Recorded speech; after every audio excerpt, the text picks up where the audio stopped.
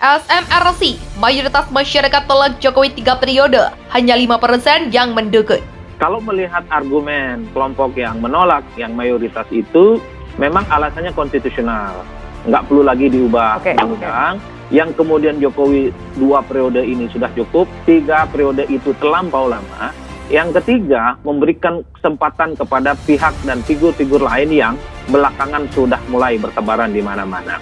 3 variabel penting yang dijadikan dasar kenapa argumen 3 periode Jokowi itu ditolak. Ide pemilu diundur menjadi 2027 itu hanya 11,9%. Dan yang menarik, kita bukan hanya pertama kali melakukan survei tentang pemunduran pemilu karena alasan COVID. Sebelumnya juga pada September 2021 kita juga melakukan atau menanyakan pertanyaan yang sama dan hasilnya itu konsisten. Jadi mayoritas publik menolak ide untuk itu mestinya tidak dipertentangkan ya. Memang kita temukan bahwa ada 77% di survei terakhir SMRC warga yang mengaku puas terhadap kinerja Pak Jokowi. Tetapi jangan lupa di dalam survei itu kita juga tanya tentang persepsi publik atau evaluasi publik mengenai kondisi ekonomi, kondisi keamanan, kondisi politik dan seterusnya. Dan itu rata-rata terutama pada aspek ekonomi itu di atas 60% warga menyatakan bahwa kondisi ekonomi sekarang lebih buruk dibanding tahun lalu. Baik kondisi ekonomi nasional maupun kondisi ekonomi rumah tangga mereka. Itu artinya kan kalau kita mau cari seperti kata Pak Effendi Simbolon tadi, mestinya kan warga ini tidak puas dengan keadaan ekonomi. Mestinya kalau kita mau cari paralelitasnya, kalau kita merasa bahwa dia selalu paralel dengan tingkat kepuasan, mestinya kepuasan ke Pak Jokowi juga turun atau sangat rendah dengan persepsi ekonomi semacam itu. Tetapi yang kita temukan adalah publik ternyata cukup rasional. Dia bisa membedakan bahwa betul kondisi ekonomi kita bermasalah sekarang, tetapi Pak Jokowi sudah melakukan yang terbaik. Jadi mereka bisa membedakan ada persoalan, tetapi persoalannya bukan pada Pak Jokowi. Sehingga walaupun mereka mengeluh soal ekonomi, mereka bisa mengapresiasi kinerja Pak Jokowi. Ini menandakan bahwa publik kita rasional. Ada nalar yang bekerja di sana. Karena itu ketika disodorkan pertanyaan mengenai apakah Anda puas, tapi apakah boleh Pak Jokowi 3 periode saja memerintah, lalu mereka menolak. Saya memang puas pada Pak Jokowi, tapi saya tidak setuju, seperti kata Bang Adi tadi, konstitusi harus diubah. Saya tidak setuju kalau presiden harus dijabat 3 periode. Seperti yang sering disampaikan oleh presiden beberapa waktu yang lalu. Selain menjerumuskan ingin mempermalukan gitu ya, dan ingin mencari muka, padahal mukanya udah ada di mana-mana. Saya menggelitik ini, saya ada dalam simulasi, mungkin lupa dicuplik ya. Saya menyertakan pertanyaan, jika Pilpres hari ini dilaksanakan dan Jokowi boleh ikut bertanding, satu sisi masih banyak yang puas terhadap kinerja Jokowi, low profile, banyak infrastruktur yang sudah dibangun, tapi pada saat yang bersamaan, mereka, publik juga tidak mau harus terlampau besar resikonya dengan mengubah undang-undang dasar. Menurut mereka cukup selesai bahwa Jokowi 2 periode.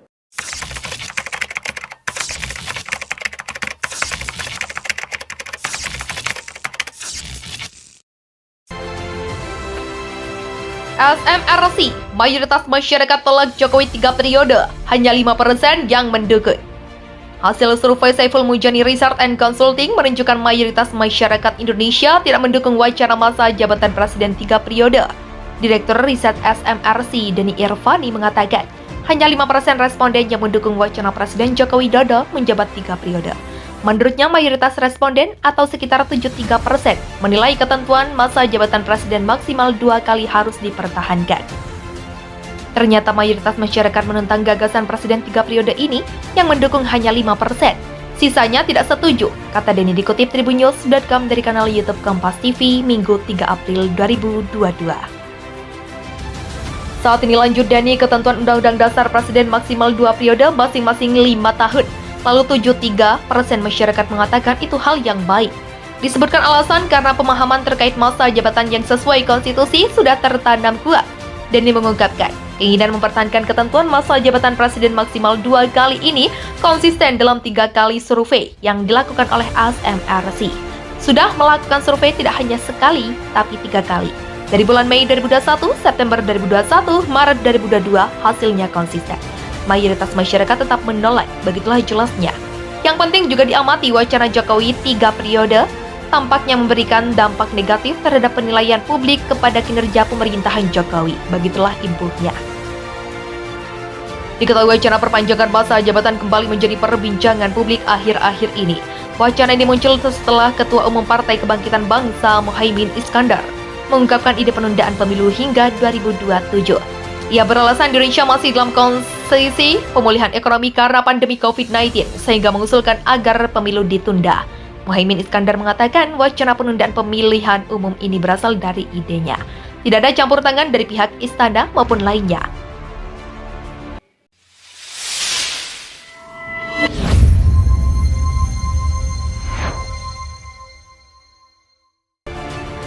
Tingkat kepuasan warga terhadap kinerja Jokowi sebanyak 4,6% turun dari tahun sebelumnya. Sebelumnya, Saiful Mujani Research and Consulting merilis hasil survei terbaru terkait kondisi ekonomi politik dan kinerja pemerintah. Survei tersebut juga menyangkut tingkat kepuasan warga terhadap kinerja pemerintahan Presiden Joko Widodo. Berdasarkan survei pada 13 sampai 20 Maret 2002, mayoritas warga merasa sangat atau cukup puas atas kinerja Jokowi. Direktur Riset SMRC, Denny Irvani mengatakan, sebanyak 4,6% masyarakat merasa puas terhadap kinerja Presiden. Dalam survei Maret 2022, saya ini ada 4,6 warga yang merasa sangat atau cukup puas dengan kinerja Jokowi.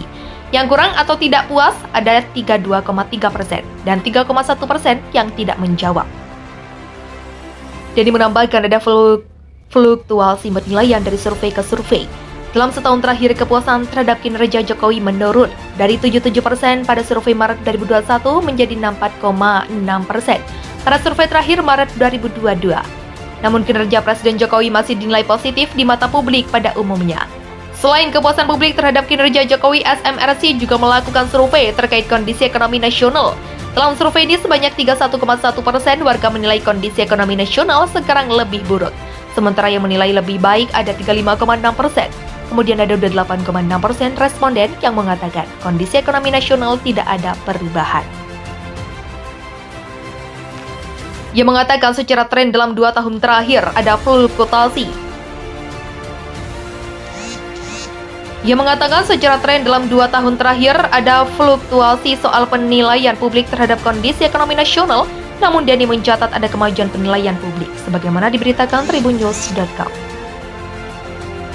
Di mana yang menilai kondisi ekonomi sekarang lebih baik mengalami peningkatan dari 15,2% pada Oktober 2020 menjadi 35,6% pada Maret ini.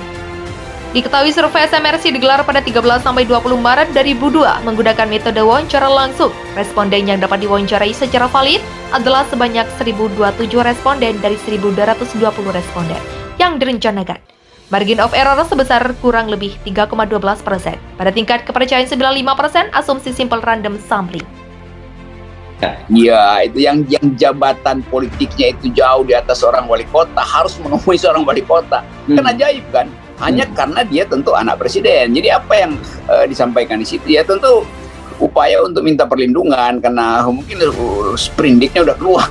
Maka buru-buru pergi ke wali kota supaya ngomong sama bapaknya ditunda dulu deh sprindiknya atau jangan dilengsarkan dulu dari jabatan-jabatan.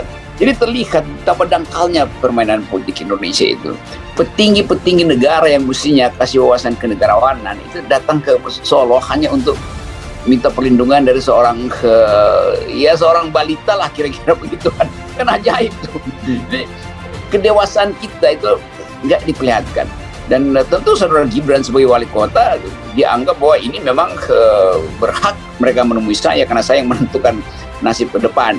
Jadi kira-kira begitu. Ini satu paket dengan ambisi Pak Jokowi untuk punya semacam rumah politik sendiri karena dia mungkin belum bisa bikin partai, tapi dia sudah menganggap bahwa 2 anaknya itu harus menggantikan posisi dia. Jadi ambisi dinasti ini yang memperlihatkan bahwa ke depan pasti akan ada orkestrasi macam-macam itu.